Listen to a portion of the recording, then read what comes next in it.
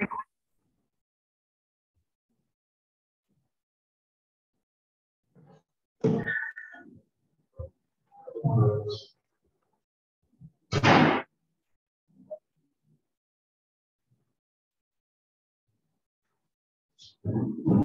baik. Assalamualaikum warahmatullahi wabarakatuh. Selamat pagi semuanya.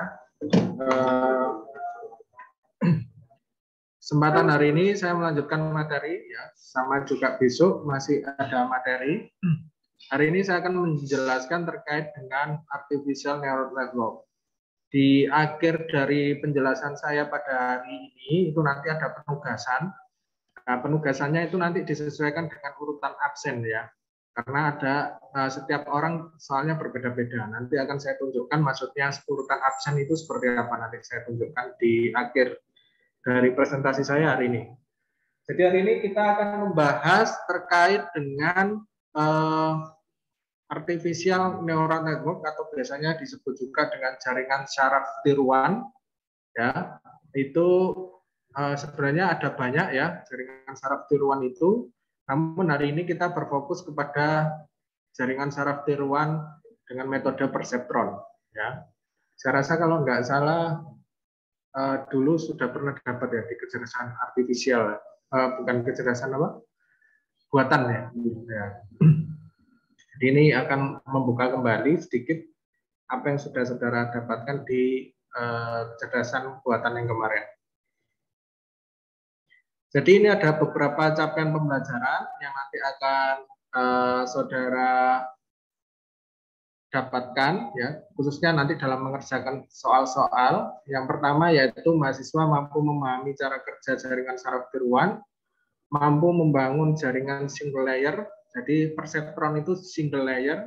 Apa itu yang dimaksud single layer nanti akan saya jelaskan. Mampu membentuk model dengan proses pembelajaran perseptron dan mampu menerapkan model dengan pembelajaran perseptron jika diberikan inputan data yang baru, ya. Nah, ini 4 poin ini diharapkan setelah perkuliahan hari ini saudara harus bisa mencapai poin-poin tersebut, ya, 4 poin ini. Aplikasi artificial neural network atau jaringan saraf tiruan itu banyak digunakan di beberapa bidang, ya. Yang pertama di aplikasi bisnis, biasanya untuk memprediksi pergerakan dari stok, ya, itu juga membutuhkan artificial neural network. Jadi artificial neural network itu adalah secara umum prinsipnya bagaimana jaringan saraf yang ada di otak manusia itu diterapkan di dalam komputer, sehingga komputer itu bisa berpikir layaknya manusia, ya, dengan pola pikirnya. Tapi tentu saja ada model-model yang dikembangkan di artificial neural network, ya. Ada perseptron, ada deep learning yang saat ini lagi booming, ya. Tapi semua awal mulanya dari yang bawah dulu, ya. Kemudian aplikasi bisnis berikutnya untuk marketing, ya, itu juga bisa menggunakan artificial neural network. Aplikasi yang lainnya untuk analisis tanda tangan, ya, misalkan diimplementasikan dalam chip. Nah, ini benar nggak tanda tangannya asli atau tidak, punyanya si A, si B. Nah, itu bisa kita menggunakan artificial neural network ini, ya, untuk mengetahui apa tanda tangan seseorang tersebut asli atau tidak. Kemudian pen PC writing, ya, dalam bahasa pemrograman ASCII kayak alat ini sebenarnya ini juga menerapkan artificial neural network. Ketika saya tulis di sini bisa dibaca di mesin, ya. Nah, misalkan seperti itu.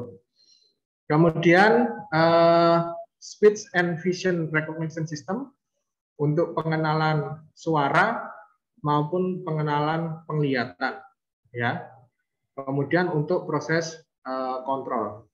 Jadi artificial neural network ini banyak sekali penerapannya, ya. Di mana ANN ini atau jaringan saraf tiruan ini adalah bagian dari kecerdasan buatan, ya. Jadi kalau misalkan nanti saudara punya gambaran untuk tugas akhir di kecerdasan buatan, salah satunya nanti bisa menggunakan metode artificial neural network, ya. Entah itu untuk menganalisis tanda tangan seseorang itu palsu atau tidak, dan seterusnya, itu bisa nanti menggunakan ini. Nah, ini seperti yang tadi saya singgung, bahwa di jaringan saraf tiruan itu secara prinsip itu akan memodelkan bagaimana struktur jaringan yang ada di otak manusia. Ya, kalau kita lihat di sini secara biologis, ya, jaringan saraf yang ada di otak manusia itu terdiri dari beberapa komponen itu ya. Ada dendrit, ada soma, ada sinapsis, ya, akson, sinapsis, dendrit, soma. Poin-poin ini yang nanti akan dimodelkan ya oleh penemu dari jaringan saraf tiruan pada tahun 1940-an kalau tidak salah. Model itu yang nanti akan dikembangkan secara terus-menerus sehingga sekarang banyak kalau saudara ketahui misalkan dengan menggunakan deep learning ataupun CNN ya, itu semuanya awal mulanya dari model neural network yang dikembangkan ilmuwan pada tahun tersebut. Ya, jadi dendrit, soma, sinapsis gitu ya. Dendrit itu nanti inputan ya, menerima rangsangan ya. Soma itu nanti bagaimana memberikan respon dan seterusnya ya. Nah, kalau kita lihat knowledge itu disimpan di mana? Knowledge itu apa? Knowledge itu adalah pengetahuan. Ya, setiap orang itu punya pengetahuan. Ya. Jadi otak kita itu sebenarnya gelombang elektromagnetik ya, berdasarkan respon-respon yang ada di sekitar kita. Luar biasanya Tuhan menciptakan otak manusia itu dia bisa melahirkan gelombang-gelombang elektrik yang tanpa kita sadari ya. Jadi di sini ada dendrit, soma, akson ya. Dendrit itu yang memberikan inputan, soma itu nanti mengolahnya, akson itu adalah responnya ya. Jadi kalau misalkan inputannya apa? Ya lingkungan di sekitar kita. Misalkan kita menyalakan lilin, kemudian kita terkena api. Ya, itu masuk ke inputan dendrit dulu. Nah, kemudian di soma ini akan diolah. Kira-kira kalau terkena api itu apa reaksinya? Kan tangan kita langsung ke atas menghindari api, misalkan seperti itu. Ya. Nah, itu adalah knowledge. Karena manusia bisa berpikir, memiliki pengetahuan bahwa kalau kita terkena api, maka kita harus menghindar, misalkan seperti itu. Nah, model ini yang nanti akan dikembangkan di artificial neural network. Nah, knowledge ini disimpan di sini. Namanya synaptic knowledge weights sebagai bobot. Ya, nanti di dalam pemodelan artificial neural network itu juga ada yang namanya bobot. Ya. Nah, model yang tadi ini kemudian ya secara biologis modelnya kan seperti ini. Kemudian dibuatlah ke dalam model secara matematis ya yang dilakukan oleh ilmuwan yang dinamakan yang tadi saya sampaikan yaitu artificial neural network ya. Model yang paling sederhana di artificial neural network itu adalah perseptron. Perseptron karena kenapa kok paling sederhana? Karena di perseptron itu dia hanya ada satu layer. Ya. Apa yang dimaksud satu layer, Pak?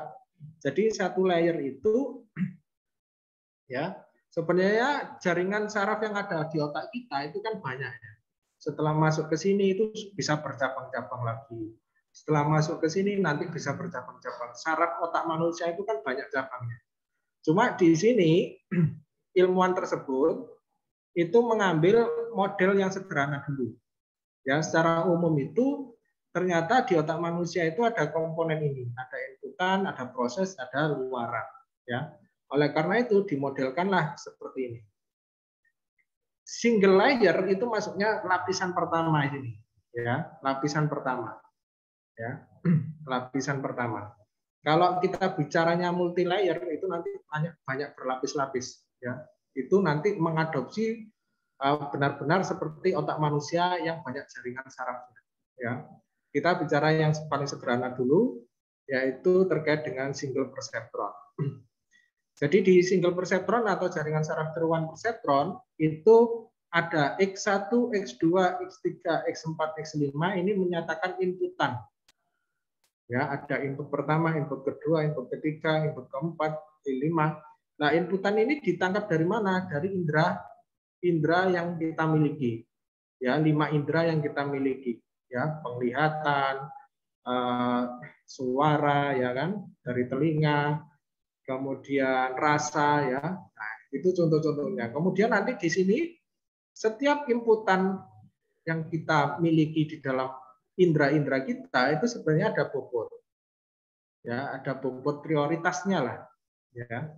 Kalau ini bobotnya berapa? Kalau kita lihat misalkan dari indera mata kita lihat ada kebakaran, maka bobotnya itu W1-nya berapa?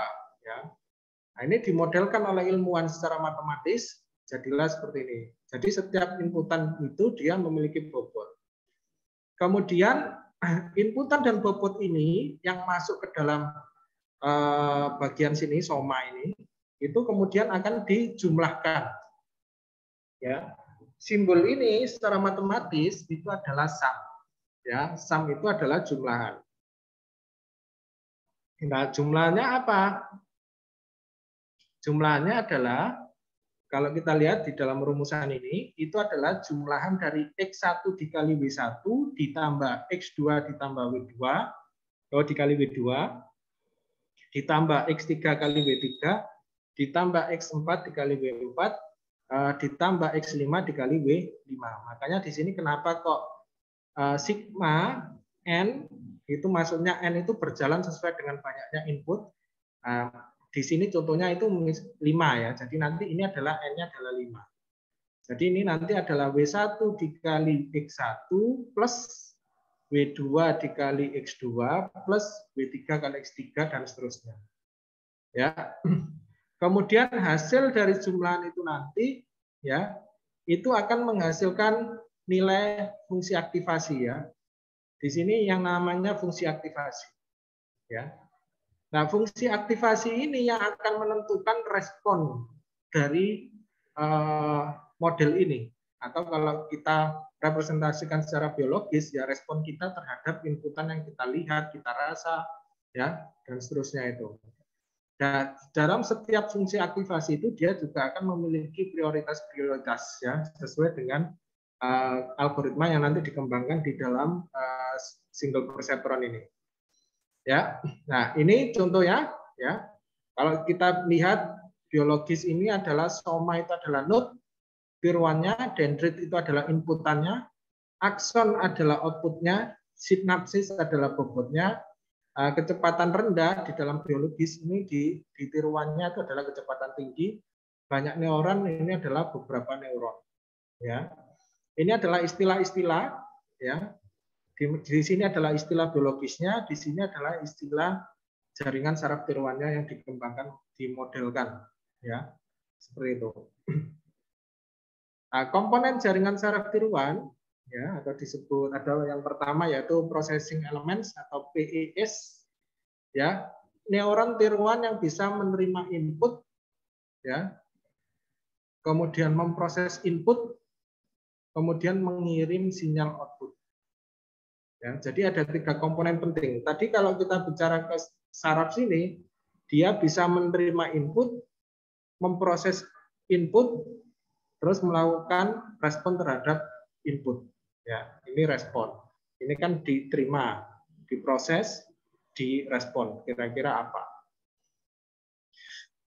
Nah, ini adalah komponen jaringan saraf tiruan yang disebut juga dengan processing element, ya, atau disebut juga disingkat dengan PES. Input dapat berupa data-data atau output dari PEE lain. Ya. Output dapat berupa hasil akhir dari input bagi PEE lain. Tapi kalau 2 statement ini kalau kita bicaranya multilayer. Ya. Nanti akan saya jelaskan di pertemuan yang hari Kamis. Kemudian komponen jaringan saraf tiruan berikutnya ada jaringan di mana tiap-tiap jaringan saraf tiruan itu terdiri dari kumpulan neuron yang dikelompokkan secara berlapis-lapis. Ya, neuron itu adalah saraf-saraf yang ada di otak manusia itu maksudnya ya. Saraf otak di manusia itu ya tidak hanya satu, tapi berjuta-juta ya, yang ada di otak kita itu. Jadi umumnya ada input layer, ada intermediate atau hidden layer yang nanti akan kita bahas lebih detail di multi layer, kemudian ada output layer. Ya. Secara umum biasanya semakin banyak hidden layer-nya, ya, maka itu akan semakin bagus hasilnya. Ya. Jadi hidden layer itu ada saraf gitu ya, terus dicabang-cabang lagi dengan saraf, masuk ke saraf lagi, masuk lagi ke saraf lagi, baru nanti mengeluarkan output. Ya, semakin banyak saraf-saraf itu di antara inputan layernya tadi, itu akan semakin bagus hasilnya. Kenapa? Karena kan itu akan dipikir terus. Artinya kan saya misalkan melihat ada kebakaran gitu ya. Otak saya menangkap dari indera saya, oh di situ ada kebakaran. Kalau saya tenang, berpikirnya misalkan berpikirnya tenang gitu ya, melihat situasi kondisinya terlebih dahulu, dipikir kira-kira bagaimana yang solusi yang terbaik. Jadi kan saya lama memikirkannya. Artinya inputan yang saya tangkap itu akan dimasukkan ke beberapa jaringan-jaringan yang berlapis-lapis dari sebuah otak saraf saya. Ya, semakin saya memikirkannya dengan baik, tenang dan sebagainya, maka output respon yang akan saya berikan untuk menyelesaikan atau menghentikan kebakaran tersebut akan semakin baik. Sama dengan sistem yang nanti dibangun di dalam komputasi ya. Jadi kalau semakin banyak hidden layer, itu biasanya hasilnya itu akan semakin baik. Karena komputer itu dipaksa untuk berpikir lama terlebih dahulu, sampai dia benar-benar paham apa solusi yang terbaiknya, karena dia melewati berbagai layer-layer ya, layer itu lapisan-lapisan saraf, nah, kemudian baru dia mengeluarkan output ya. Logikanya adalah seperti itu. Namun ada beberapa penelitian menyatakan saya tidak memerlukan hidden layer saja, hasilnya sudah maksimal. Jadi ada beberapa tricky ya, ada beberapa pendekatan-pendekatan lain tanpa hidden layer pun dia memiliki nilai maksimal. Misalnya seperti itu yang namanya penelitian ya kan seperti itu. Kemudian yang berikutnya adalah struktur jaringan ya. Neuron-neuron dapat dihubungkan secara konvensional ya, yaitu tiap-tiap PE tadi, komponen tadi, input, proses sama outputnya tadi melakukan komputasi secara seri atau dapat dihubungkan secara paralel ya. Atau PE dapat bekerja bersama-sama dalam satu waktu seperti otak. Nah, ini nanti ada kaitannya dengan multilayer ya. Nah, cara kerja neuron atau saraf kita itu kalau kita lihat dimodelkan secara matematis itu adalah seperti ini. Khususnya kalau kita bicaranya perseptron model ya. Jadi model ini adalah perangkat koneksi antar simpul dan rusuk yang memiliki bobot ya. Kalau kita lihat ini adalah inputannya. Ada X1, X2, X3 ini sebagai inputan, di mana setiap inputan tadi yang seperti yang saya jelaskan sebelumnya itu dia memiliki bobot. Ya, X2 juga memiliki bobot, X3 juga memiliki bobot. Nah, nilai-nilai bobot ini kemudian dijumlahkan di sini. Hasil penjumlahannya itu kemudian akan di-match-kan dengan fungsi aktivasinya.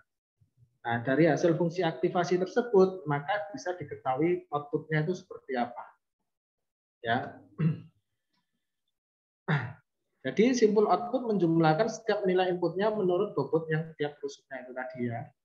Jadi simpul output ini nanti akan disesuaikan dengan hasil nilai yang ada di sini. Setelah dijumlahkan itu kira-kira nilainya seperti apa. Kemudian bandingkan simpul output dengan beberapa nilai ambang batas atau threshold-nya. Ya, nanti akan saya jelaskan bagaimana cara perhitungan dari perseptron yang sebenarnya sudah saudara pernah kenal di kecerdasan buatan ya. Nanti akan saya review sedikit bagaimana cara kinerja dari algoritmanya. Kemudian cara kerja neuron di sini, neuron menghitung jumlah bobot dari setiap sinyal input dan membandingkannya dengan nilai threshold-nya. Threshold itu disimbolkan seperti itu ya. Threshold itu seperti theta. Jika input bersih kurang dari threshold, output neuron adalah -1. Nah, ini kita sudah masuk ke algoritma dari perseptron ini sebenarnya. Jika inputnya itu nilainya itu kurang dari threshold, output neuronnya adalah -1. Tetapi jika inputnya lebih besar atau sama dengan threshold, maka nilainya adalah +1. Nah, kalau kita bicara statement yang kedua ini namanya fungsi aktivasi. Ya, di mana penentuan dari nilai output plus 1 atau minus 1 itu berdasarkan nilai jumlahan dari yang ini tadi. Ya. Jadi ini tadi kan kita sudah jumlahkan. Nilainya berapa? Nah, nilainya itu dimisalkan X besar ya. Nah, X besar, hasilnya berapa? Kemudian dibandingkan dengan nilai threshold-nya. Kalau dia nilai X-nya ini tadi lebih besar sama dengan threshold, maka output-nya adalah plus 1. Ya, responnya adalah plus 1. Kalau ini X-nya itu lebih kecil dari threshold, ini harusnya lebih kecil ya, lebih kecil dari threshold, ini adalah minus 1. Ya. Oke, jadi fungsi aktivasi itu sebenarnya ada banyak. Ya. Fungsi aktivasi atau pengaktif ini ada yang namanya fungsi step, ya. Ada fungsi sin, ada sigmoid, ada fungsi linear. Nanti tergantung dari bentuknya. Kalau ini adalah fungsi function, ya, bentuk grafiknya adalah seperti ini, ya. Kalau ini fungsi sin, ya, bentuknya adalah seperti ini. Ini hanya untuk mengenalkan saudara bentuk-bentuk dari fungsi masing-masing fungsi aktivasi. Ini adalah fungsi sigmoid. Sigmoid itu bentuknya seperti ini. Kalau sing function itu pas tepat di sumbu x-nya ini, ya, sumbu y-nya maksud saya. Ya, ini kalau function seperti ini. Selain fungsi, beberapa fungsi lain yang praktis untuk digunakan neuron adalah step function, linear function, atau support function. Fungsi aktivasi step and sin disebut juga hard limit function, sering digunakan oleh neuron untuk tugas-tugas pengambilan keputusan atau decision making. Ini nanti akan lebih detail ketika nanti saudara mengetahui cara perhitungannya ya. Ini fungsi sigmoid mentransformasi input yang memiliki nilai antara positif dan negatif tak terhingga menjadi nilai yang dinara menjadi 0 dan 1. Kalau saya bicaranya 01 itu nanti menggunakannya adalah fungsi sigmoid. Biasanya digunakan jaringan backpropagation yang akan saya jelaskan di pertemuan berikutnya ya. Itu terkait dengan jaringan multilayer ya. Kalau fungsi linear menyediakan output yang setara dengan input linearan yang diberikan oleh bobot. Biasanya digunakan untuk pendekatan linear. Pemrosesan informasi dalam jaringan itu seperti yang tadi saya sampaikan, ada input, ada output, ada bobot. Ya, input ini berkorespondensi dengan satu atribut, ya, nilai dari atribut harus berupa angka. Ya, kalau dia belum angka, maka harus dilakukan preprocessing. Ya, jadi di jaringan saraf tiruan ini, input itu di dalam komputasinya itu wajib berupa angka. Kalau nanti saudara mengolah data, kemudian data mentahnya itu masih dalam bentuk bukan angka, maka itu perlu dikonversi dulu, ya. Nanti menggunakan preprocessing data. Nanti saudara bisa mendapatkan bagaimana preprocessing data itu di data mining ya, mata kuliah data mining. Sudah ambil ya semester ini? Belum, semester depan atau semester sebelumnya? Data mining. Depan. Nah, itu nanti akan diajarkan bagaimana preprocessing data. Kemudian output jaringan itu adalah solusi bagi suatu masalah. Bobot itu mengekspresikan nilai relatif dari input ya, kekuatan atau kepentingannya ya. Kira-kira yang menjadi prioritas itu apa? Itu adalah bobot ya di dalam jaringan saraf tiruan. Pemrosesan neural dalam jaringan fungsi penjumlahan menghasilkan jumlah bobot untuk semua elemen input yang masuk ke dalam PE mulai mengalihkan dengan bobot. Fungsi penjumlahan yang tadi ya, kita jumlahkan setiap input sama bobotnya, kemudian dijumlahkan sehingga nanti akan menghasilkan nilai X besarnya. X besarnya nanti dibandingkan nilai fungsi aktivasinya. Kita kira-kira Y-nya itu positif atau plus 1 atau negatif 1. Nah, ini contohnya ya. Tadi misalkan ini ada inputan, dua inputan, ini bobotnya W1, W2 masuk ke sini, ini harus dijumlahkan ya. Misalkan outputnya direpresentasikan dengan variabel Y1, maka ini adalah X1 dikali W1 ini ditambah X2 dikali W2 ini, maka menjadi output Y1-nya ya. Nah, ini contoh yang lain, struktur apa namanya, Nah, struktur jaringan yang lain. Jadi ini ada 2 inputan sama ya, tapi setiap inputan ini juga dia memiliki bobot masing-masing. Ya, maka kita harus fokus kepada setiap masing-masing ini ya. X1 ini saya kalikan dengan ini. Ya, kemudian X1 ini saya kali dengan W12 ya. Kemudian kita lihat outputnya kan di sini ada 3 ya. Yang mempengaruhi output Y1 kita lihat alurnya. Ini ke sini, ini ke sini. Ya kan? Maka menghasilkan Y1. Yang menghasilkan Y1 berikutnya yang mana? X2 ini dikali ini masuk ke sini maka Y1. Maka Y1 ini diperoleh nilainya berdasarkan apa? X1 dikali W11 plus ini X2 dikali W21. Ya, paham ya untuk Y1. Kemudian kita lihat yang Y2 output ini. Maka kita fokus kira-kira garis mana yang bisa mengikuti untuk menuju ke Y2. Maka kan X1 ini dikalikan dengan W12 plus ya X2 ini dikalikan dengan W22.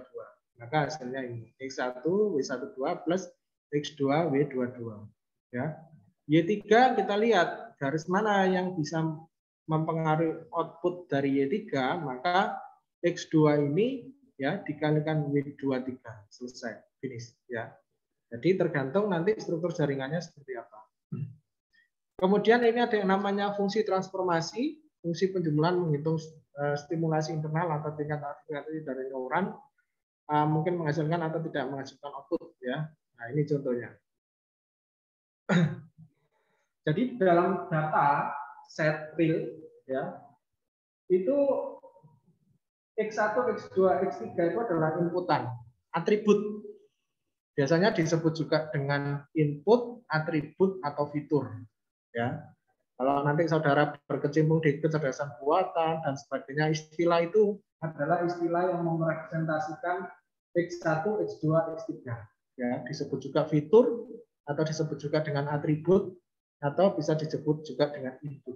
Sedangkan kolom yang paling akhir, ya, di dalam tabel ini disebut juga dengan output atau target biasanya. Ya, maknanya apa? Jadi maksudnya gini, ketika inputnya 1, X2-nya 0, X3-nya 0, itu outputnya adalah 0. Ketika 1, X2-nya 0, X3-nya 1, maka outputnya 1. Dan seterusnya. Ya. Nah, di sini output Y sama dengan 1 jika sedikitnya 2 dari 3 input sama dengan 1. Ya. Jadi di sini di dalam soal ini, dia bisa memperoleh nilai Y-nya itu sama dengan 1 apabila sedikitnya 2 dari 3 input itu dia memiliki nilai 1. Kalau kita lihat, ini kan nilai satunya cuma 1. Makanya outputnya 0. Ini cuma deklarasi contoh soal saja. Ini kan satunya ada 2. Kan karena ini kan sedikitnya 2 dari 3. Jadi kan kalau 2 maka ini outputnya 1. Kalau ini 2 juga outputnya 1. Kalau ini 3 ya outputnya 1. Kalau ini kan cuma 1 ya maka 0. Kalau ini 1 ya ini 0.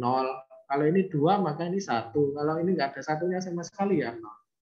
Gitu ya. Kemudian di sini ditentukan, didefinisikan, bobotnya disamakan.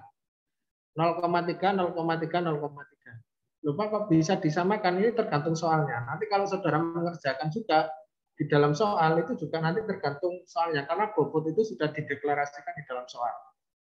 Ya, di sini dideklarasikan 0,3 di model ini, 0,3 sama 0,3 sama 0,3. T ini apa? T ini adalah threshold, ya, yang didefinisikan juga adalah 0,4. Ya. Y ini adalah output. Nah, untuk menghitung nilai Y-nya itu adalah I dikali 0,3 dikali X1, 0,3 dikali X2, 0,3 dikali X3. Minus 0,4 ini apa? Ini adalah threshold. Ya. Ini adalah threshold lebih besar 0 ya. Ini berawal dari rumusan yang ini tadi yang di sebelumnya. Nah, ini ya. Nah, ini ditambah dikurangi sama threshold-nya. Ya. Dikurangi dengan threshold-nya.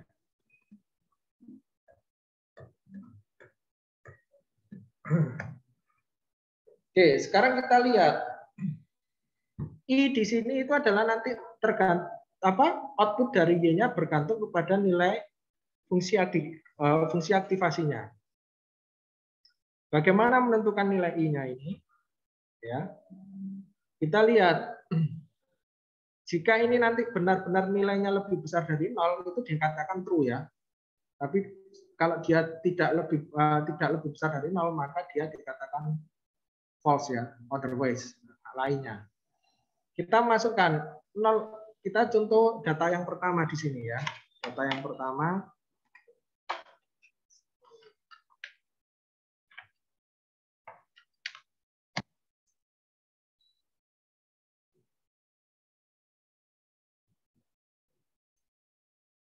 Oke, ini kan data pertama, kedua, ketiga, keempat, kelima, keenam, ketujuh, kedelapan. Oke, kita fokus ke data yang pertama dulu. Data pertama itu adalah yang satu baris ini. Ya. Nah, ini satu baris ini. 1 0 0 0 0 0 ya. Kita sekarang cek. I ya 0,3 dikali X1-nya berapa di sini? 1. Dikali 1 ditambah 0,3 dikali 0 ditambah 0,3 dikali 0 dikurangi 0,4. Kita cek dulu ini berapa? 0,3 kurangi 0,4 itu sama dengan min 0,1 ya. Min 0,1. Apakah min 0,1 itu lebih besar dari 0? Tidak kan? Nah, makanya tidak. Maka kan karena itu false maka nilainya adalah 0. Sehingga nilai Y-nya di sini benar ya, 0. Nah, ini 0. Sama kan? Kita cek lagi yang kedua. 1 dimasukkan ke sini 0,3. 0 dimasukkan ke sini 0. 1 dimasukkan ke sini 0,3. 0,3 tambah 0,3, 0,6. Ya kan? 0,6 dikurangi 0,4, 0,2. Apakah 0,2 itu lebih besar dari 0? Iya. Maka nilainya kan 1. Kan true kan? Nah, maka nilainya 1 di sini. Kita cek lagi yang ketiga. 0,3. Ini 1 dimasukkan sini 0,3. Ini kan dimasukkan sini 0. Berarti kan 0,6 kurangi 0,4, 0,2. Benar juga 1. Ini berapa? 0,3, 0,3, 0,3. Data yang keempat ya. 0,3, 0,3, 0,3 ditambah 0,9 dikurangi 0,4 itu adalah 0,5 kan lebih besar dari 0 kan? Maka true, maka 1. Ya. Kemudian ini 0,3 dikurangi 0,4, min 0,01. Ini kosong, ini juga kosong ya kan? Langsung saja karena ini kan jelas ya. 1, ini juga 0,6 kurangi 0,4, 0,2 kan 1. Ini juga kosong. Kalau kita lihat berdasarkan model ini, model yang dibangun di sini, kita cocokkan dengan realnya. Kira-kira akurasinya berapa ini? 100%, karena tidak ada yang tidak mismatch. Semuanya sama kan, sesuai dengan data realnya, ini data prediction-nya. Jadi apa yang tadi kita hitung berdasarkan model ini, itu sebenarnya data prediksi. Ya, memprediksi. Nah, sedangkan data Y yang di sini kan sudah diketahui realnya jadi. Kemudian kita bandingkan, kalau ini 00 ya sudah sama. 11 ya sama, 11 sama. 11 sama, ini sama, ini sama, ini sama, ini sama. Karena sama semua, jadi kan 8 ini sama semua, dibagi total semuanya ini kan ada 8 data dikali 100%. ya 100%. Kalau misalkan di sini ya, misalkan model yang dibangun ini 1 misalkan. Jadi kan ada yang 1 yang enggak match ya. Karena ada 1 yang enggak match kan hanya 7. Maka kan 7/8 dikali 100%. Gitu cara menghitung akurasi. Ya. Nah, dalam kasus ini prediction dan itunya sama ya, sehingga diperolehlah seperti itu. Oke.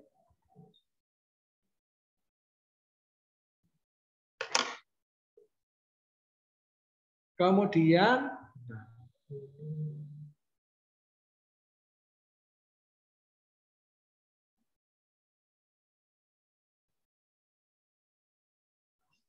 oke, nah ini ya perhitungannya.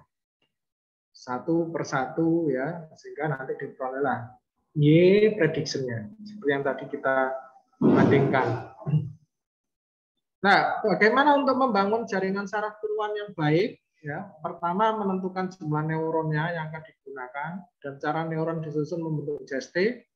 Itu seperti apa model yang kita ingin bangun, algoritmanya apa yang ingin mau digunakan. Kemudian kita latihlah JST-nya dengan melakukan inisialisasi bobot di awal. Kemudian nanti akan dilakukan updating bobot ya. Nah, contohnya nanti akan terkait dengan perseptron ya. Jadi perseptron ini ditawarkan oleh Rosenblatt tahun 1958. JST training yang sederhana dipakai untuk prosedur algoritma training yang pertama kali. Neuronnya itu tunggal ya dengan bobot sinaptik yang diatur dan heart limiter ya. Operasinya didasarkan model neuron McCulloch and Pitts ya. Summa input yang telah diboboti dipakaikan kepada heart limiter, artinya menghasilkan outputnya +1 ya, dan output -1 jika nilainya negatif. Ya, jadi biasanya perseptron itu akan mengklasifikasikan output ke dalam 2 area A1 sama area A2.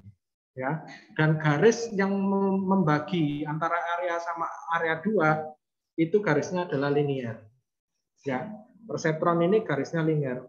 Contohnya ini. Ya. Contohnya ini itu adalah satu kelompok.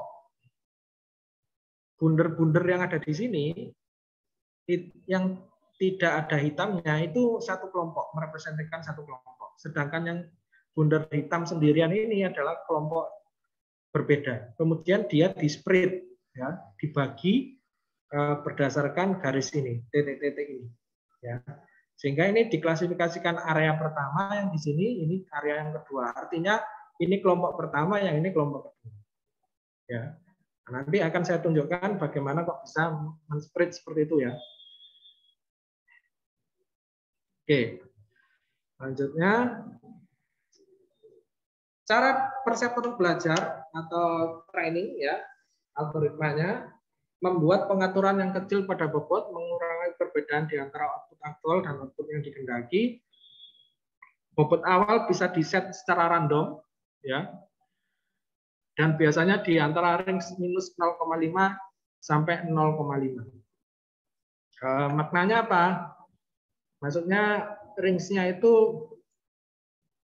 bobot itu diperbolehkan di antara -0,5 sampai 0,5. Artinya boleh -0,49 ya, atau -0,20. Pokoknya tidak boleh melebihi ini misalkan ya. Biasanya. Atau sampai 0,5 ya 0,49 positif ya, dan seterusnya.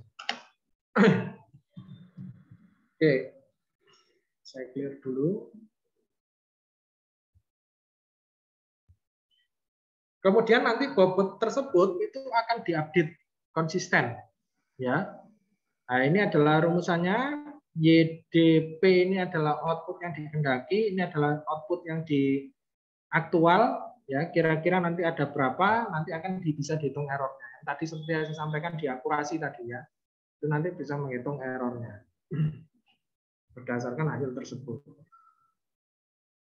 Nah, ini perseptron belajar, jika errornya itu positif, output YP-nya dinaikkan. Jika errornya negatif, output YP-nya diturunkan. Jika XIP-nya positif, kenaikan WP-nya akan menaikkan nilai outputnya. Nah, jika XIP negatif, kenaikan WP-nya satunya menurunkan YP-nya. Nah, perceptron learning rule-nya itu adalah rumusnya seperti itu ya. Nanti ada learning rate ya. Alpha ini adalah learning rate. Ya, konstanta positif yang sudah ditentukan biasanya. Nah, ini algoritmanya yang disederhanakan biar memahami bobotnya itu bisa di setting random di antara interval itu minus 0,5 sampai 0,5. Resultnya juga bisa disetting random di antara range itu. Kemudian nanti akan menghitung nilai outputnya berdasarkan jumlah ini ya, dengan dikurangi dengan thresholdnya. Ya. N-nya itu adalah berdasarkan apa? N ini berdasarkan apa? Nilai N di sini adalah berdasarkan jumlah inputannya. Kalau inputannya ada 5, X1, X2, X3, X4, sampai X5, maka N-nya ini adalah 5. Ya, berjalan.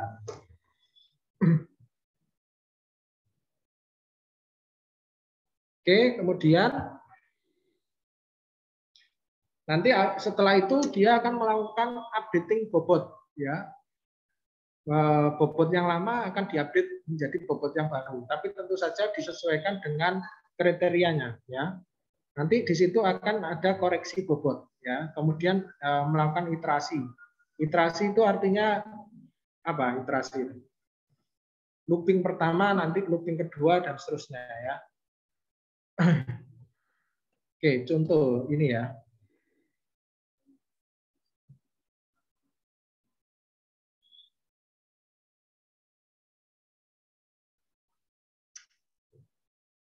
Contohnya ini adalah operasi N. Kita akan melakukan pelatihan ya menggunakan operasi N. Kan kita tahu N itu kan 0 itu menyatakan false ya. Kalau 1 itu menyatakan true. Ya. N itu kan kalau false ketemu false kan false di N kan ya. Logika matematika ya. Salah ketemu salah kalau di N kan itu kan. Terus 0 ketemu 1, false ketemu true, kalau di N kan itu nilainya adalah false. Ya, 1 true juga ketemu false, juga nilainya kalau di N kan adalah false. Nilai N itu hanya bernilai true ketika 1 ketemu dengan 1, true sama true, maka dia nilainya 1. Nah, ini contoh kita gunakan perseptron. Kira-kira nanti hasil prediksinya sama tidak dengan hasil real di dalam operasi N ini ya. Inputnya adalah X1, X2 ini, yang terakhir ini adalah outputnya. Ya, hasil N-nya itu adalah outputnya. Di sini ditentukan thresholdnya 0,2, learning rate-nya adalah 0,1, sudah ditentukan. Ya, kita lihat, epoch itu adalah iterasi di sini. Ya, epoch ini adalah iterasi. Ya. Nah, epoch yang pertama kita akan mengecek data yang pertama. Data yang pertama itu ini. Ya. 00 ini. Ya. X1, X2-nya 0. Output yang diinginkan adalah output real-nya. Output real-nya berapa? Kan 0. Ya kan? Output yang diinginkan. Real-nya 0. Bobot awalnya ini sudah didefinisikan. Ya. Jadi ini misalkan bobot W1, W2-nya itu sudah ditentukan 0,3 sama minus 0,1. Ya, kan tadi kan bisa dipilih random di antara range minus 0,5 atau sampai dengan 0,5. Ini ditentukan di sini. Dalam kasus ini adalah 0,3, yang di sini minus 0,1. Kemudian kita hitung menggunakan rumusan yang tadi. Ya. Maka caranya adalah X1 ini dikalikan W1 ini plus X2 ini dikalikan dengan W2 ini. Ya kan? Jadi kan kalau kita hitung kan nah,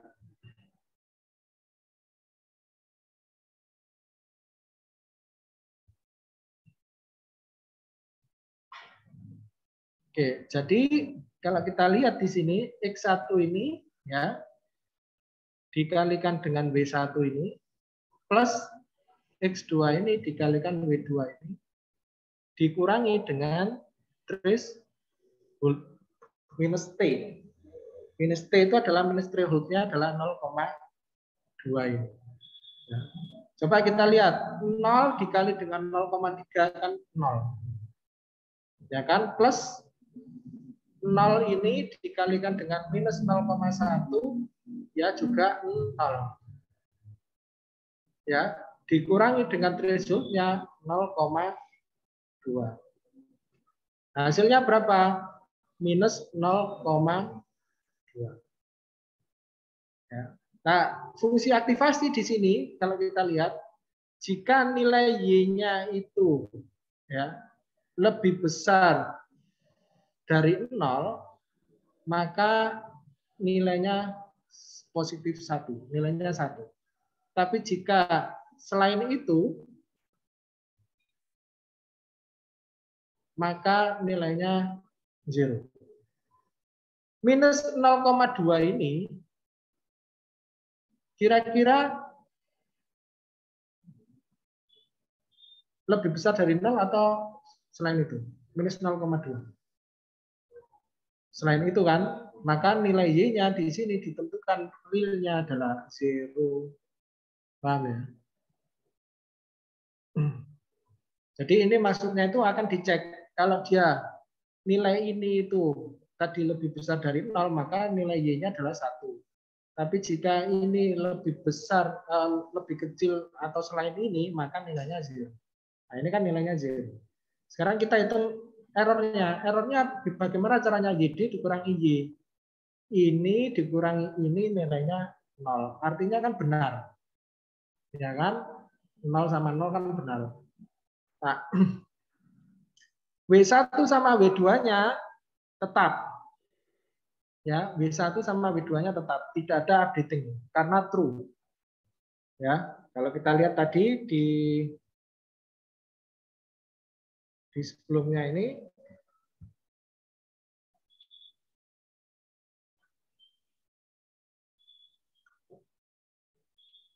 kalau dia itu pengerasan bobot pada intersepsi yang dihitung dengan delta ya. Alfa dikurangi errornya. Nah, errornya itu kan 0 tadi kan.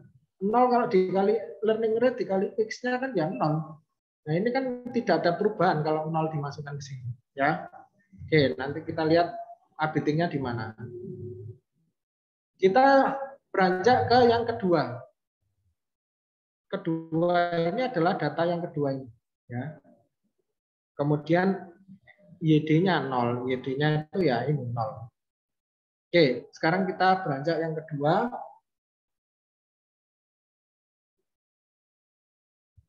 Oke, sekarang yang kedua ya sama. Maka X1 ini ya dikalikan dengan W3, W1 ini karena masih sama. Bobotnya akhir kan ini sama ini masih sama, maka digunakanlah di sini masih sama. Ya, sekarang ini sekarang digunakan dengan untuk ini.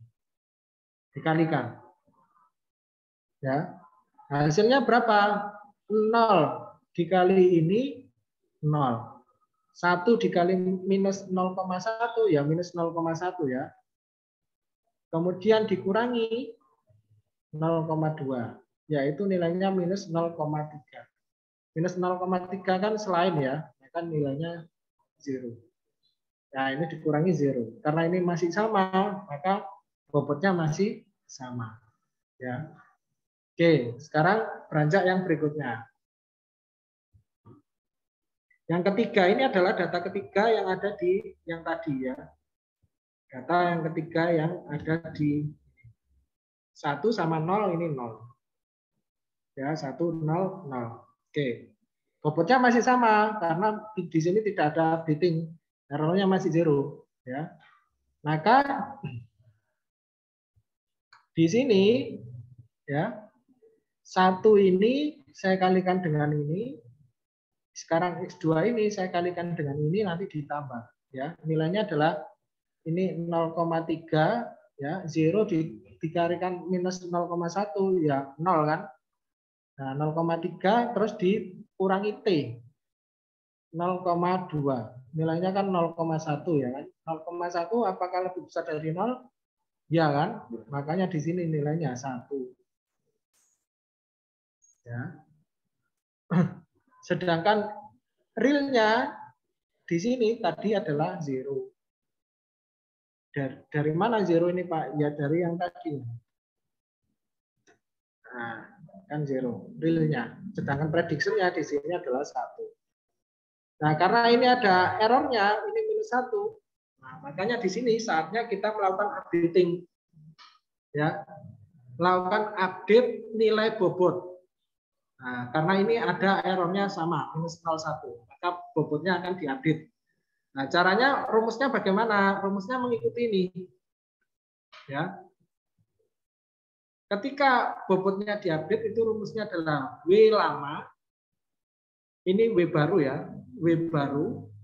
W lama ditambah delta W1P. Nah, delta W1P itu rumusnya apa ya ini? Alfa dikali X1. P-nya dikali error P-nya. Ya.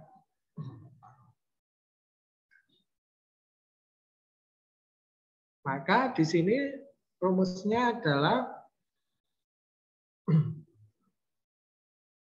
bobot yang lama. Kita fokus ke W1 dulu. W1 itu adalah W1 baru ya. Karena ada update. W1 lama ya ditambah delta W1 yang mau diupdate. W1 lamanya berapa di sini? W1 lamanya di sini 0,3. Ya, maka ini adalah 0,3 ditambah delta, ini rumusnya apa tadi? Alfa dikali X1 dikali sama errornya ya kan. Alfanya berapa? Alfanya ini learning rate-nya ini 0,3 ditambah 0,1, X1-nya berapa ini? 1 kan? 1 dikali errornya berapa? -1 kan? I-nya ini kan -1. Nah, maka ini -1. Maka di sini 0,3, 0,1 dikali 1 dikali -1 kan -0,1 kan? Maka nilainya adalah 0,2. Nah, ini kenapa W1-nya ngupdate nilainya 0,2. Ya. Sekarang kita beranjak ke W2. Ya, W2 ya sama. W2 itu sama dengan W lamanya berapa? -0,1. Ya, -0,1 ditambah learning rate-nya adalah 0,1 dikali X2-nya berapa? 0. Ditambah errornya berapa? -1. Nah, ini kan 0 kan? Kalau dikali 0,1 dikali 0 dikali -1 ya 0. Maka kan sisanya adalah -0,1. Nah, ini kan dia -0. Paham ya? Oke. Sekarang bobotnya baru untuk yang ini. Data keempat bobotnya sudah baru. Menggunakan bobot baru ini. Ya, bukan bobot lama lagi. Ya. Maka kita hitung lagi layaknya yang tadi. Maka ini dikalikan dengan ini. Kemudian ini dikalikan dengan ini. Ya kan? Hasilnya berapa dikurangi sama thresholdnya. Berapa ini? 1 dikurangi 0,2 kan? Ya 0,2 ya kan? 1 dikali 0,2 maksud saya. Ditambah 1 dikali -0,1. Ya -0,1 ya. Nah, terus dikurangi sama 0,2. Berapa ini? -0,1 ya. Nah, apakah -0,1 itu lebih besar dari 0? Kan tidak. Makanya di sini nilainya false, yaitu 0. Nah, kemudian ternyata di sini realnya adalah 1. Nah, karena ini bukan 0, nilainya 1, maka pasti bobotnya dia akan berubah. Hitunglah menggunakan cara yang tadi. W1 lamanya pakai yang mana? Ya ini. Ya kan? Nanti errornya pakai yang ini. X1-nya pakai yang ini. Ya kan? Nanti diperolehlah W1 barunya ini. W1 lamanya ya pakai yang -0,1 ini. Nah, nanti dapatlah 0. Ya. Satu rangkaian setiap 4 data ini sesuai dengan yang data yang tadi yang di awal itu satu iterasi. Ya. Loh Pak, ini kapan stopnya? Ya. Akan dilakukan stop pada algoritma ini ketika sudah tidak ada perubahan bobot dalam satu rangkaian data. Contohnya ini, kita cermati di iterasi kelima. Ketika saya cek iterasi kelima, data pertama, data kedua, data ketiga, data keempat, lihat, di sini tidak ada perubahan bobot sama sekali. Dia stabil 0,1, 0,1, 0,1 ya kan? Ini juga errornya juga 0,000. Ketika terus kemudian targetnya itu juga sama. Ya kan? Targetnya kan sama, antara real sama prediksinya kan sama. Ketika ini tidak ada perubahan bobot, errornya semuanya satu rangkaian itu 0 dalam satu iterasi, kemudian ininya target realnya sama target prediksinya itu sama, maka dia akan stop. Jadi ini akan berhenti di iterasi kelima. Kalau kita lihat di iterasi keempat, nah kita fokus ya di iterasi keempat sekarang. Ini kan masih ada perubahan nih. Errornya ada yang berubah ini. Artinya kan bobotnya pasti berubah ini. Ya kan, masih ada perubahan dalam satu iterasi, tapi masih ada satu perubahan, maka wajib melakukan iterasi berikutnya. Tapi ketika di iterasi berikutnya ini tidak ada perubahan sama sekali, ya stop. Jadi di iterasi kelima lah kasus ini akan berhenti. Ya, seperti itu. Nah, itu penting untuk diperhatikan dengan baik. Ya, jadi perseptron itu dia itu akan berhenti pada iterasi kelima. Loh, iterasi itu maknanya apa? Ya seperti kita belajar ya.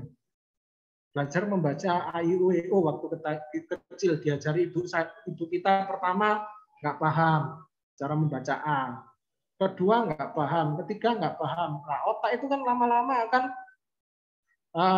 memahami pola yang diajarkan sehingga dia akan menjadi selesai misalkan paham mengungkapkan kata A, I, U, E, O ya di iterasi kelima misalnya. Di perulangan itu kita berbicara kelima, saya sudah bisa membaca A, misalkan seperti itu. Ya, ini mengadopsi cara pola pikir dari otak manusia seperti itu ya. Cuma ini di dalam bahasa mesin. Ya, ini dia pada iterasi kelima, maka dia sudah stop karena posisinya itu sama, errornya sama, bobotnya sama, tidak ada perubahan, ya sudah stop di iterasi kelima. Tapi ketika di iterasi berapapun nanti, ketika saudara menghitung di tugas yang nanti akan saya berikan, itu dia masih ada perubahan bobot, ya wajib melakukan iterasi berikutnya. Ya, kalau iterasi berikutnya masih ada perubahan bobot lagi, errornya masih belum nol semua, ya iterasi berikutnya lagi. Ya, seterusnya sampai dia stop. Oke. Itu, nah sekarang ada kasus seperti ini untuk membedakan buah apel dan pisang. Ya, nah ini adalah inputannya, panjang lebarnya, ini adalah outputnya. Jadi kalau ini inputannya pertama panjang, ininya sedang lebarnya, maka dia pisang. Kalau ini panjang, ini pendek, maka pisang. Kalau pendek-pendek, maka itu apel. Ini adalah target. Ingat yang biasanya di dalam baris terakhir, kolom terakhir ini adalah target. Yang dua awal atau nanti ada 3, 4 dan seterusnya itu biasanya input ya. Nah, kalau seperti ini kasusnya, ini kan bukan numerik ya. Maka perlu kita transformasi ke dalam bentuk numerik ya. Makanya di sini diubahlah ke dalam nilai yang merepresentasikan itu tadi. Berhubung ini tadi targetnya hanya ada 2 ya, misalkan yang pisang saya representasikan nilai 1. Kalau yang apel nilainya 0, ya kan? Kalau dia itu pendek misalkan 0. Kalau sedang itu adalah 1, kalau panjang itu adalah 2. Ya, direpresentasikan seperti itu. Jadi rubah nilai variabel kategorikal. Kategorikal itu ya pendek, sedang, panjang, bukan numerik. Itu ke variabel nilai diskrit atau integer. Ya, baru itu bisa dihitung menggunakan persentron. Ya, kan tidak mungkin kita mau menghitung panjang dimasukkan rumus ini. Panjang dikali pendek ditambah panjang kali pendek, kira-kira apa hasilnya? Kan nggak bisa. Ya, harus diganti ke dalam numerik. Ya. Nah, langkah-langkah penyelesaiannya sama ya. Ini menggunakan simple single ya, sama seperti yang tadi. Dihitung ya. Nah, ternyata di sini kita lihat, kalau kita lihat di sini itu dia akan berhenti di iterasi ketiga. Kenapa? Karena E-nya di sini juga 0,000, W1, W2-nya juga tidak ada perubahan bobot, ya kan? Tapi kalau di iterasi kedua kan masih ada perubahan ini ya, 0,3, ini 0,3, 0,5 kan masih ada perubahan. Nah, ini jika tidak ada perubahan, maka itu dia berhenti di iterasi ketiga, ya, seperti itu. Nah, contoh kasus yang kedua ya sama, misalkan seperti ini. Jadi nanti saudara wajib untuk mentransformasinya ke dalam bentuk nilai, ya, kategorikal tadi ke dalam bentuk integer, ya. Misalkan yang tidak hipertensi itu 0, yang hipertensi itu 1, ya, 1, yang lainnya ini nanti dideklarasikan 0, 1, 2 dan seterusnya. Nanti dihitunglah sama seperti yang tadi, ya. Nah, di perseptron itu nanti itu tujuannya adalah ketika sudah di akhir seperti ini tadi, hasil-hasil akhir seperti ini, ya, ini nanti akan menunjukkan kategorikalnya, ya. Maksudnya kategorikalnya itu adalah akan dibagi menjadi dua ini. Ada yang namanya garis linear separator, ya, atau garis pemisah antara kelas yang pertama. Maksudnya kelas pertama itu satu kelompok, yang kelas kedua adalah kelompok yang berikutnya. Ya, seperti ini. Oh, ini masuk kelompok ini, yang ini masuk kelompok ini. Tujuannya itu nanti seperti itu. Perseptron itu pada setiap iterasinya akan membentuk garis-garis yang berbeda-beda. Di iterasi pertama mungkin seperti ini. Nah, kalau seperti ini kan nggak bisa. Loh, kenapa Pak kok nggak bisa? Karena kan yang titik hitam ini sama titik putih-putih ini kan bukan satu golongan. Ya. Harusnya dia kan harus dibedakan. Yang putih-putih ini ya putih sendiri, satu kelompok. Yang hitam ini kan satu kelompok sendiri. Nah, ini misalkan iterasi pertama. Ternyata garisnya seperti ini. Nah, salah kan? Karena masih salah kan ada updating bobot, ya kan? Nah, maka ada updating bobot. Kenapa kok salah? Karena titik ini kan harusnya tidak satu kelompok sama titik putih. Ya, berbeda, ya. Terus di update terus bobotnya sampai iterasi kelima misalkan selesai, maka diperolehlah garis finalnya adalah seperti ini. Nah, ini adalah yang paling benar karena sudah tidak ada perubahan bobot, errornya juga sudah nol semua, ya. Nah, ini menyatakan bahwa oh ini loh yang bundernya tidak putih, yang putih ini itu adalah satu kelas, yang hitam ini kelas yang lainnya, ya kan nggak mungkin sama. Nah, ini untuk SOR, ya. Kalau saudara mau membuktikan SOR di perseptron itu tidak bisa, tidak akan terbukti. Iterasinya sampai berapa ribu pun itu tidak akan terbukti. Ya, SOR itu tidak akan bisa membentuk garis ini loh, garis separating. Kalau N tadi sudah bisa membentuk straight, yang putih-putih ini ya sudah satu kelompok karena targetnya 0. Yang hitam ini adalah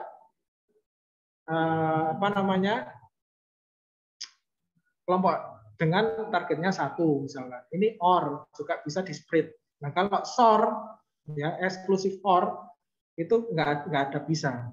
Nggak bisa. Mana garis yang bisa saya bentuk agar bisa memisahkan dua titik ini? Susah ini. Ya, ini kan titik putihnya ada di sini.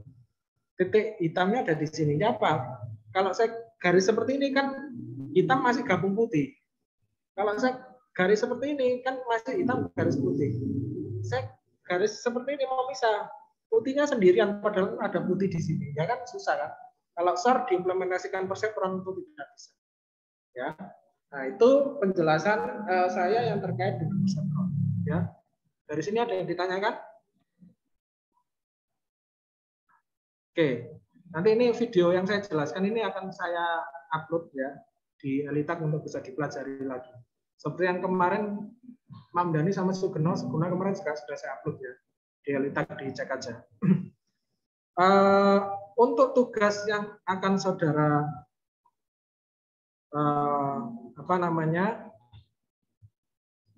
kerjakan, sebentar ini saya buka Elitech dulu.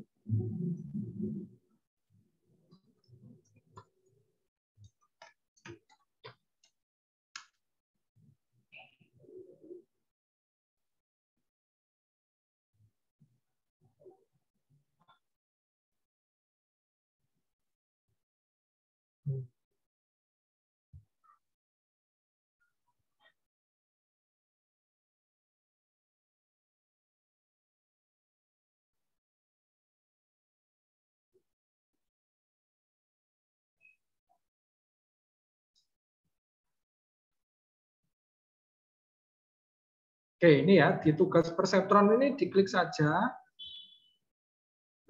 Nah, nanti di situ ada ini 1, 2, 3, 4, 5, 6, 7, 8, 9, 10 itu ya. Nah, itu nanti berdasarkan apa? Berdasarkan yang ada di SIM ya.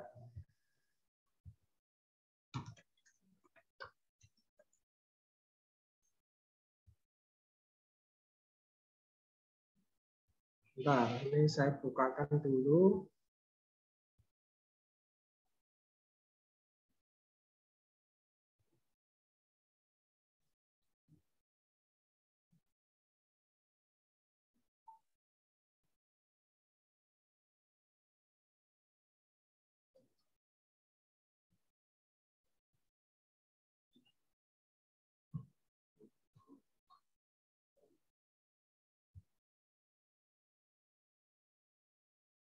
Oke, jadi tolong diperhatikan di siakat ya.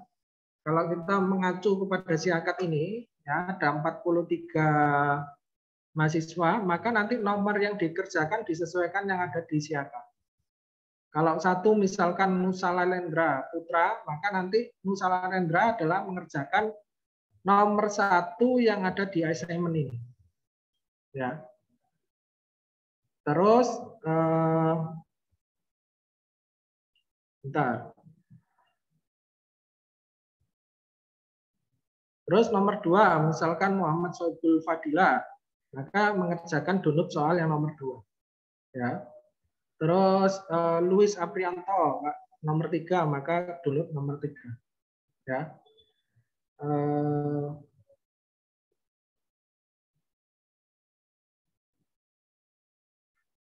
Urutan ini kan di siakat kalian juga muncul. Di siakatnya ya. Enggak ada. Di siakatnya. Peserta gitu enggak ada. Ada. Oke, kalau gitu ini nanti saya kopikan. Bentar, ini langsung aja saya copy.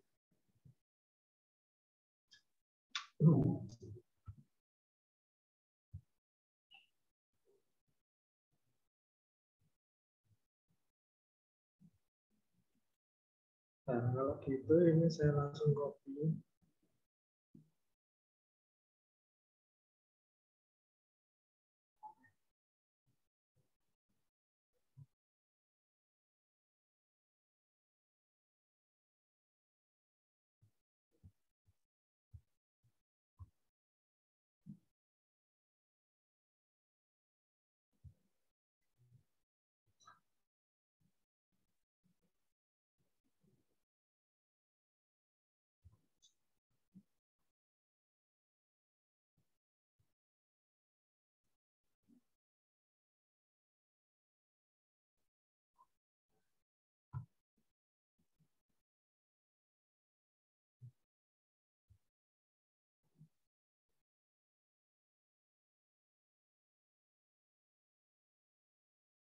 Oke, itu ya sudah muncul ya. Coba di refresh.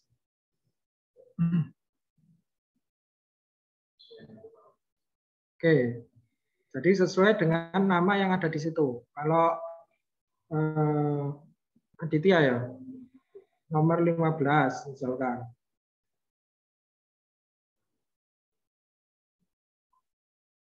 Paham ya untuk tugasnya ya. Jadi di-download sesuaikan dengan absensi, urutan absensi yang ada di situ.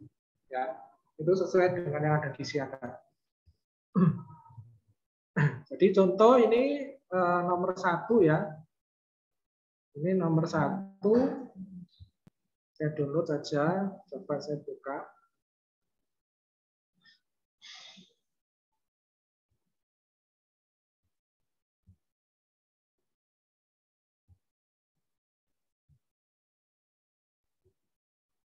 Nah, ini ya.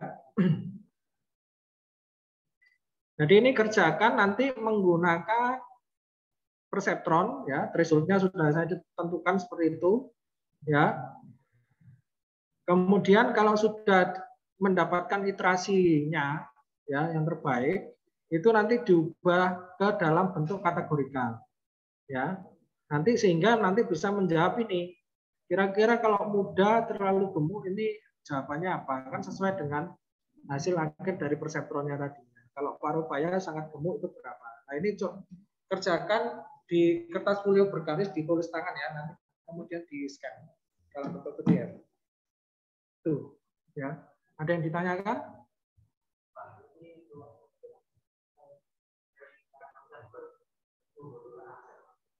Oh iya, belum. Yang materinya perseptron. Yang ini. Oh, kok kamu muncul?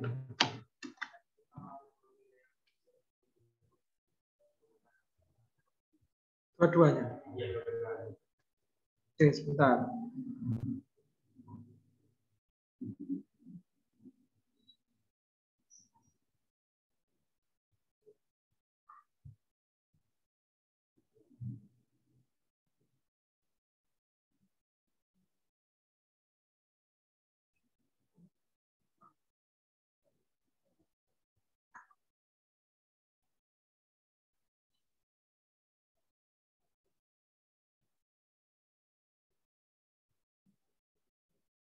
Oh ini enggak kok, settingan saya anyone dapat melihat.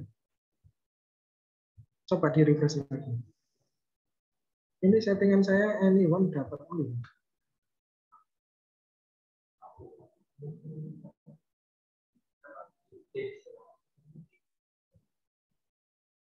Tuh, anyone the link dapat melihat. Sebentar ya, tak coba masukkan lagi aja.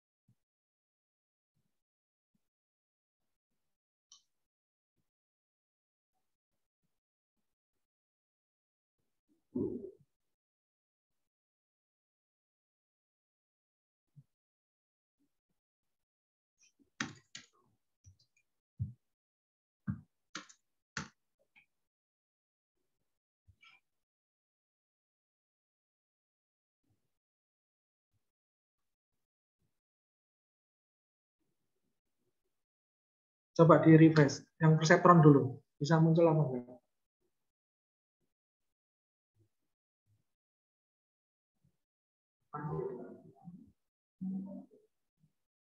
Masih.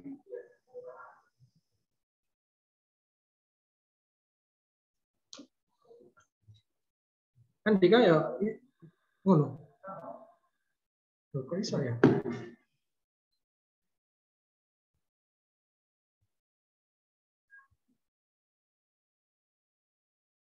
Saya lihat sih tampilan ini apa sih? Tunjukkan ke saya. Hah? Oh, yang perseptron sudah. Yang multi layer belum? Multi layer belum ya? Belum kan ya? Saya coba ya.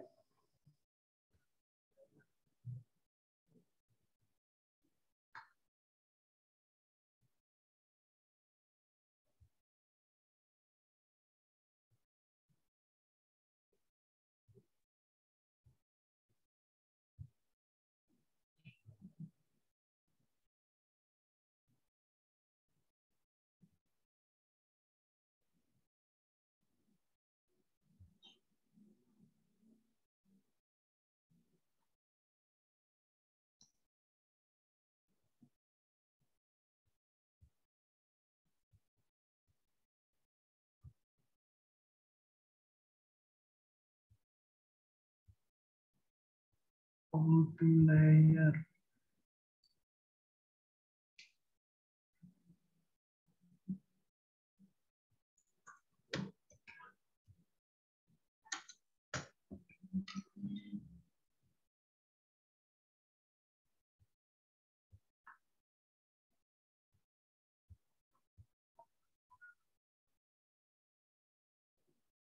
Coba di refresh lagi. Bisa nggak yang multi layer?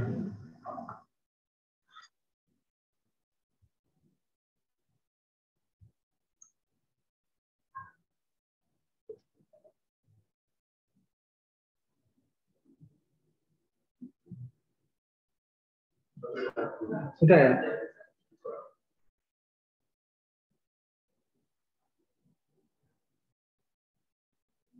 Oke.